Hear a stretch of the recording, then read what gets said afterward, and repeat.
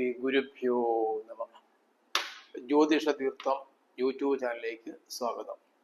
2026 March മാസത്തിൽ തുലാക്കൂറിൽപ്പെട്ടവർ അനുഭവിക്കാൻ സാധ്യതയുള്ള ഗുണദോഷ ഫലങ്ങൾ എന്തൊക്കെയാണെന്ന് പരിശോധിക്കാം. ചിത്തിര, ആര, ചോതി, വിശാഖം, മുക്കാല് എന്നീ നക്ഷത്രങ്ങളാണ് ഈ കൂറിൽ ഉൾപ്പെടുന്നത്. ആദ്യമായി ഗ്രഹസ്ഥിതി പരിശോധിക്കാം. സൂര്യൻ 15-ാം തീയതി വരെ കുംഭം രാശിയിലും അതിനുശേഷം മീനൻ രാശിയിലും സ്ഥിതി ചെയ്യും. ചൊവ്വയും ബുധനും മീനൻ രാശിയിൽ സ്ഥിതി ചെയ്യുന്നു. ശുക്രൻ 2-ാം തീയതി മുതൽ 26-ാം തീയതി വരെ മീനൻ രാശിയിലും അതിനുശേഷം മേടൻ രാശിയിലും സ്ഥിതി ചെയ്യും. വ്യാഴം മിഥുനൻ രാശിയിലും ശനി മീനൻ രാശിയിലും സ്ഥിതി ചെയ്യുന്നു. രാഹു കുംഭൻ രാശിയിലും കേതു ചിങ്ങൻ രാശിയിലും സ്ഥിതി ചെയ്യുന്നു. ഇതാണ് പ്രധാന ഗ്രഹസ്ഥിതി. ഫെബ്രുവരി മാസത്തിൽ ഈ കൂറുകാർക്ക് പറഞ്ഞ ഫലങ്ങൾ ചില ഗ്രഹങ്ങളുടെ കാര്യത്തിൽ അങ്ങനെ തന്നെ തുടരുമ്പോൾ മറ്റു ചില ഗ്രഹങ്ങളുടെ ഭാവം മാറുന്നതനുസരിച്ച് ഫലങ്ങളിലും ചെറിയ മാറ്റങ്ങൾ സംഭവിക്കുന്നുണ്ട്. പ്രത്യേകിച്ചും സൂര്യൻ, ബുധൻ, ചൊവ്വ, ശുക്രനൊക്കെ രാശിയിൽ മാറ്റം വരുന്നത് കൊണ്ട് ഈ കൂറുകാരുടെ ഫലങ്ങളിലും മാർച്ച് മാസത്തിൽ ചില മാറ്റങ്ങളൊക്കെ സംഭവിക്കുന്നുണ്ട്. ഫെബ്രുവരി മാസത്തിൽ കൂടുതലും ഗുണഫലങ്ങൾ അനുഭവിച്ച ഈ കൂറുകാർക്ക് മാർച്ച് മാസത്തിൽ കൂടുതലായി ഗുണഫലങ്ങൾ അനുഭവപ്പെടുന്നതായി കാണുന്നില്ല. എങ്കിലും പ്രധാനപ്പെട്ട ഗ്രഹങ്ങളായ വ്യാഴവും ശനിയും ഈ കൂറുകാർക്ക് ഇഷ്ടഭാവത്തിൽ സ്ഥിതി ചെയ്യുന്നതുകൊണ്ട് ചാരഫലം അത്ര ദോഷമായി അനുഭവപ്പെടാൻ സാധ്യതയില്ല. പ്രത്യേകിച്ചും വ്യാഴം മാർച്ച് മാസം 11-ാം തീയതി മുതൽ നേർരേഖ സഞ്ചാരം ആരംഭിക്കുകയാണ്. വക്രഗതി അവസാനിച്ച് നേർരേഖയിൽ സഞ്ചരിക്കുന്ന വ്യാഴം ശുഭഫലങ്ങൾ കൂടുതലായി നൽകുന്നതാണ്. വ്യാഴത്തിന്റെ ഈ അനുഗ്രഹ സ്ഥിതി കൊണ്ട് പ്രത്യേകിച്ച് ഈ കൂറുകാർക്ക് കൂടുതൽ ഗുണഫലങ്ങൾ അനുഭവപ്പെടും. മാർച്ച് മാസത്തിൽ ഈ കൂറുകാർക്ക് വരുവാൻ സാധ്യതയുള്ള ഗുണങ്ങളും ദോഷങ്ങളും ഒക്കെ പരിശോധിക്കാം. 15-ാം തീയതി വരെ ഈ കൂറുകാർക്ക് സൂര്യൻ സ്ഥിതി ചെയ്യുന്നത് 5-ാം ഭാവത്തിലാണ്. ഫെബ്രുവരി മാസം അവസാന പകുതിയിൽ ഈ കൂറുകാർക്ക് സൂര്യൻ 5-ാം ഭാവത്തിലായിരുന്നു. അതിന്റെ ഫലമായി ചില രോഗ ദുരിതങ്ങളോ ശത്രുക്കളുടെ ഉപദ്രവമോ ഒക്കെ അനുഭവിച്ചു വന്നവർക്ക് മാർച്ച് മാസം 15-ാം തീയതി വരെ ആ അവസ്ഥ തുടരുവാൻ സാധ്യതയുണ്ട്. എന്നാൽ 15-ാം തീയതിക്ക് ശേഷം 6-ാം ഭാവത്തിലേക്ക് മാറുന്ന സൂര്യൻ ഈ കൂറുകാർക്ക് രോഗങ്ങളെ കൊണ്ടുള്ള ദുരിതങ്ങളൊക്കെ അകറ്റും. മാത്രമല്ല ശത്രുബാധയും ഇല്ലാതാക്കും. ഇവർ അനുഭവിച്ചു വന്നിരുന്ന രോഗദുരിതങ്ങളിൽ നിന്നും പെട്ടെന്ന് തന്നെ ഈ കൂറുകാർക്ക് ഒരു മോചനം ലഭിക്കുന്നതാണ്. അസുഖങ്ങളൊക്കെ പെട്ടെന്ന് വിട്ടുമാറും. മെച്ചപ്പെട്ട ആരോഗ്യം കൈവരിക്കുവാൻ ഇവർക്ക് സാധിക്കും. ചികിത്സ ഫലപ്രദമാവുകയും കാര്യമായ ആരോഗ്യ പ്രശ്നങ്ങൾ ഇല്ലാതിരിക്കുകയും ചെയ്യും. ശത്രുക്കൾ മൂലമുള്ള ബുദ്ധിമുട്ടുകളും പ്രയാസങ്ങളും ഒക്കെ വിട്ടുമാറും. എല്ലാ ഭാഗത്തു നിന്നും സഹായ സഹകരണങ്ങൾ ഇവർക്ക് ഇനി പ്രതീക്ഷിക്കാം. 5-ാം ഭാവത്തിലാണ് ഇവർക്ക് ചൊവ്വയും സ്ഥിതി ചെയ്യുന്നത്. 5-ാം ഭാവത്തിലെ ചൊവ്വ സന്താനപരമായി ചില ദുഃഖ ദുരിതങ്ങളൊക്കെ ഉണ്ടാക്കുവാൻ കാരണമാകും. സന്താനങ്ങൾക്ക് പ്രതീക്ഷിക്കാത്ത രീതിയിലുള്ള രോഗങ്ങൾ വരിക, അവരുടെ വിദ്യാഭ്യാസ കാര്യത്തിൽ ചില ബുദ്ധിമുട്ടുകളൊക്കെ നേരിടേണ്ടി വരിക, ഇതൊക്കെ ഈ മാർച്ച് മാസത്തിൽ ഉണ്ടാകാൻ സാധ്യതയുണ്ട്. അതുപോലെ രോഗഭയവും ചൊവ്വ 5-ാം ഭാവത്തിൽ നിൽക്കുന്നത് മൂലം അനുഭവപ്പെടാൻ സാധ്യതയുണ്ട്. രോഗലക്ഷണങ്ങൾ കണ്ടാൽ പെട്ടെന്ന് തന്നെ വൈദ്യസഹായം തേടുന്നത് ഉചിതമായിരിക്കും. അസൂയാലുക്കളായ മറ്റുള്ളവരുടെ ഉപദ്രവം ഉണ്ടാകാൻ സാധ്യത ഉള്ളതിനാൽ എപ്പോഴും ഒരു ജാഗ്രത ഉണ്ടാകേണ്ടതാണ്. മറ്റുള്ളവരുമായി ഇടപഴകുമ്പോൾ കൂടുതൽ ശ്രദ്ധിക്കണം. എപ്പോഴും ചതിയിൽ പെടുവാനുള്ള സാധ്യതയുണ്ട്. മറ്റുള്ളവരെ അന്ധമായി വിശ്വസിക്കാതെ ഓരോ കാര്യത്തിലും പ്രത്യേകമായ ശ്രദ്ധ കൊടുക്കേണ്ടതാണ്. 5-ാം ഭാവത്തിൽ നിൽക്കുന്ന ബുധനും പൊതുവെ ഈ കൂറുകാർക്ക് അനുകൂല ഫലങ്ങളല്ല നൽകുന്നത്. പൊതുവെ കുടുംബത്തിൽ അഭിപ്രായ വ്യത്യാസം ഉണ്ടാകുവാൻ സാധ്യതയുണ്ട്. പ്രത്യേകിച്ച് ഭാര്യയുമായും മക്കളുമായും ഒക്കെ അഭിപ്രായ വ്യത്യാസങ്ങൾ ഉണ്ടാകാൻ സാധ്യതയുള്ളതിനാൽ അവരുമായി ആശയവിനിമയം നടത്തുമ്പോൾ പ്രത്യേകം ശ്രദ്ധിക്കണം. പ്രവൃത്തിയിലും വാക്കിലും ഒക്കെ ഒരു മിതത്വം പാലിക്കുന്നത് നല്ലതായിരിക്കും. വളരെ ആലോചിച്ചതിന് ശേഷം മാത്രമായിരിക്കണം ഓരോ തീരുമാനങ്ങളും എടുക്കേണ്ടത്. 2-ാം തീയതി മുതൽ 23-ാം തീയതി വരെ ഈ കൂറുകാർക്ക് 6-ാം ഭാവത്തിലാണ് ശുക്രൻ സ്ഥിതി ചെയ്യുന്നത്.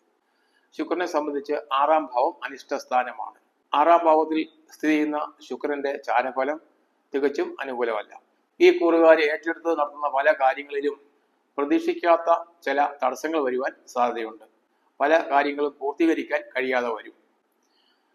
ധാരാളം ശത്രുക്കൾ ഉണ്ടാകുവാനും സാധ്യതയുണ്ട്.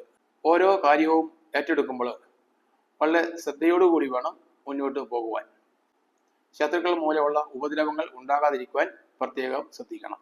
അസൂയാലുക്കളായ ആളുകളുമായി ഇടപഴകുമ്പോൾ നമ്മുടെ പ്രവർത്തന കാര്യങ്ങളിലെ രഹസ്യങ്ങളൊന്നും തന്നെ അവരിലേക്ക് എത്താതിരിക്കുവാൻ പ്രത്യേകം ശ്രദ്ധിക്കണം. അല്ലെങ്കിൽ നാം അറിയാതെ തന്നെ അവർ നമുക്ക് കൂടുതലായി ദോഷങ്ങൾ ചെയ്യുവാൻ സാധ്യതയുണ്ട്. 26-ാം തീയതിക്ക് ശേഷം 7-ാം ഭാവത്തിലേക്ക് മാറുന്ന ശുക്രനും ഈ കൂറുകാർക്ക് നല്ലതല്ല. സ്ത്രീകൾ മുഖാന്തരം ദുഃഖ ദുരിതങ്ങൾ ഉണ്ടാകുവാൻ സാധ്യതയുണ്ട്. സ്ത്രീകളുമായി ഇടപഴകുമ്പോൾ പ്രത്യേകം ശ്രദ്ധിക്കണം. സ്ത്രീകളുമായി ബന്ധപ്പെട്ട കാര്യങ്ങളിൽ തീരുമാനം എടുക്കുമ്പോൾ വളരെ ആലോചിച്ചതിന് ശേഷം മാത്രമായിരിക്കണം തീരുമാനം എടുക്കേണ്ടത്. സ്ത്രീകളുമായി ബന്ധപ്പെട്ട് അപവാദങ്ങൾ ഉണ്ടാകുവാൻ സാധ്യതയുള്ളതിനാൽ എപ്പോഴും സ്ത്രീകളുമായി ഒരു അകലം പാലിക്കുന്നത് നല്ലതായിരിക്കും. കുടുംബത്തിൽ തന്നെ സ്ത്രീജനങ്ങളുമായി ഇടപഴകുമ്പോൾ ജാഗ്രത പുലർത്തുന്നത് നല്ലതാണ്. എന്നാൽ ഈ കൂറുകാർക്ക് 9-ാം ഭാവത്തിൽ സ്ഥിതി ചെയ്യുന്ന വ്യാഴം ധാരാളം ഭാഗ്യാനുഭവങ്ങൾ സമ്മാനിക്കും. തങ്ങളുടെ ആഗ്രഹങ്ങളൊക്കെ നിറവേറ്റുവാനുള്ള ഒരു അവസരം ഈ കൂറുകാർക്ക് 9-ാം ഭാവത്തിലെ വ്യാഴം നൽകുന്നതാണ്. അതുപോലെ വിവിധ മേഖലയിൽ നിന്നും സാമ്പത്തികമായ നേട്ടം ഉണ്ടാക്കുവാനും ഇവർക്ക് സാധിക്കും.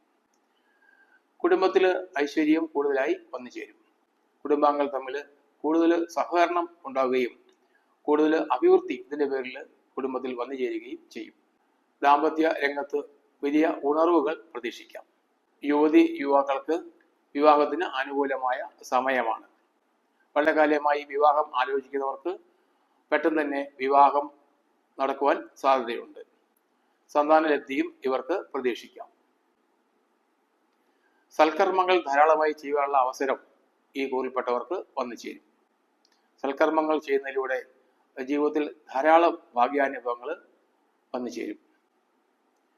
എല്ലാവിധ കർമ്മത്തിനും ഒരു സാഫല്യം അനുഭവപ്പെടുന്നതാണ്.